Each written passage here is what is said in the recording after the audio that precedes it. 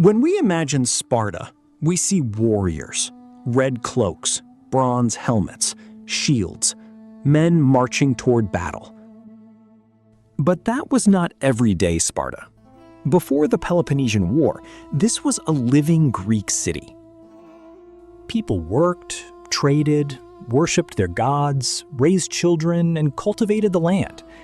There were no giant walls surrounding the city. No enormous palace. No streets filled with soldiers. So what did Sparta actually look like before it went to war with Athens? To answer that, we have to forget the battlefield and walk into the city itself. Sparta stood in Laconia, in the southern Peloponnese. The city occupied the fertile valley of the Eurotas River. To the west rose Mount Taygetus, while the surrounding hills protected the valley from several directions. This landscape was essential to Spartan power. The surrounding countryside produced grain, olives, and grapes.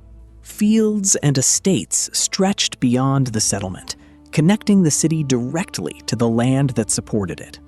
And Sparta itself was surprisingly unfortified. Unlike many Greek cities, it did not rely on massive defensive walls. The Spartans believed their army was their greatest protection. The settlement spread across the valley, with houses, public spaces, workshops, and sanctuaries connected by roads and paths. From almost anywhere, the mountains and countryside would have been visible.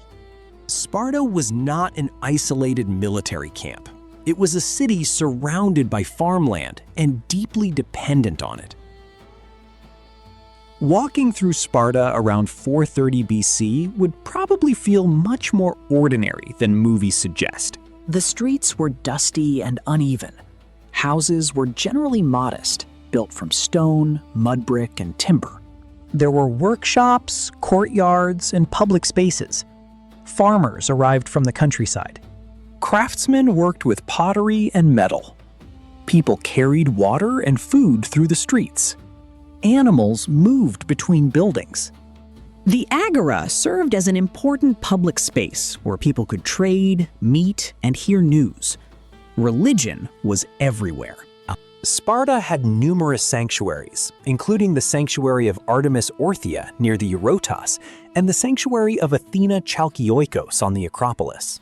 Festivals, sacrifices, and athletic competitions were part of public life. So imagine the city on an ordinary morning. Smoke rises from cooking fires. People move through the streets. Farmers return from the fields. A religious procession passes toward a sanctuary. Children grow up around them. And somewhere in the distance, men are training. Because beneath this ordinary life was a society built around discipline. The famous Spartan warriors were only one part of the population. The full Spartan citizens, known as Spartiates, stood at the top of the social system. They possessed political rights and were expected to serve the state. Around them lived the perioikoi, free communities under Spartan control. They included farmers, craftsmen, traders, and soldiers. Then there were the helots. They worked the agricultural land and produced much of the food that supported Spartan citizens. This system allowed Spartan citizens to devote much of their lives to military training. But it also created permanent tension. The helots greatly outnumbered the citizens, and the possibility of rebellion was always a concern.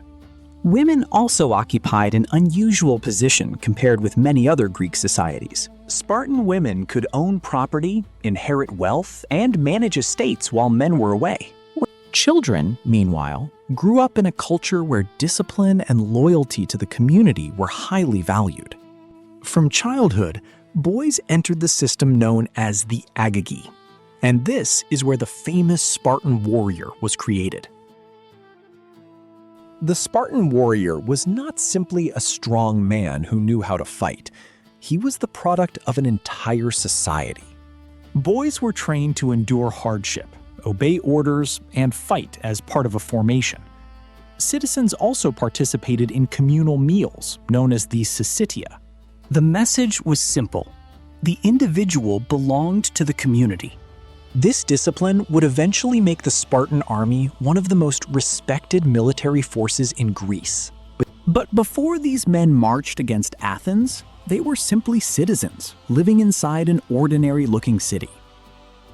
This was Sparta before the war, a city in a fertile valley. Houses beside dusty roads, farmers working the fields, women managing households, children growing up under strict traditions, sanctuaries filled with religious rituals, and young men preparing for a life of war. From the outside, Sparta could look almost ordinary. But beneath that ordinary city was a society built around discipline, hierarchy, and military service. Soon, that society would be tested. The Peloponnesian War was about to begin.